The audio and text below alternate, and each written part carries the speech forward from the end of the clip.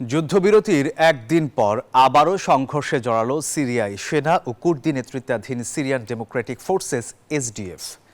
এই সুযোগে সিরিয়ার একটি কারাগার থেকে পালিয়ে গেছে প্রায় ১.৫ শতাধিক আইএস যোদ্ধা।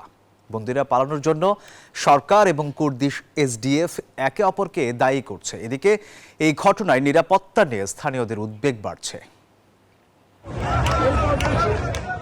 সিরিয়ার সাদ্দাদের কারাগার থেকে বিপুল সংখ্যক আইএস বন্দী পালিয়ে যাওয়ায় তোলপাড় সৃষ্টি হয়েছে। মঙ্গলবার দেশটির স্বরাষ্ট্র মন্ত্রণালয় এবং কুর্দি বাহিনীর পক্ষ থেকে এই বিষয়ে পরস্পর বিরোধী তথ্য পাওয়া গেছে।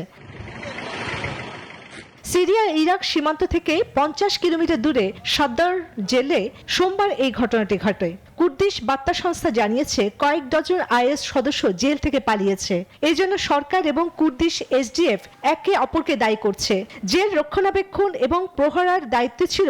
ওদের স্বপ্ন পূরণে পাশে থাকতে পেরে আমরা গর্বিত।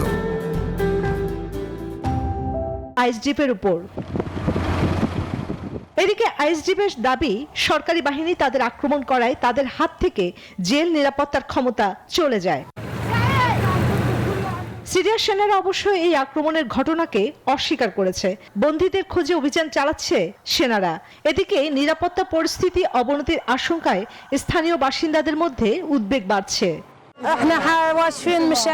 আমরা আর আতঙ্কে থাকতে চাই না, কিন্তু কোনোভাবেই তা সম্ভব হচ্ছে না।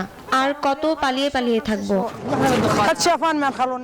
সিরিয় স্বরাষ্ট্র মন্ত্রণালয় জানায় কারাগার থেকে বন্দী পালানোর ঘটনার পর অনিশ্চিত অবস্থায় রয়েছে যুদ্ধবিরতি।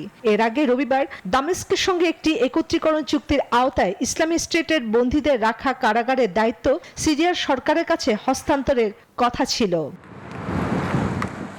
চন্দ্রানী চন্দ্রা, নিউজ 24।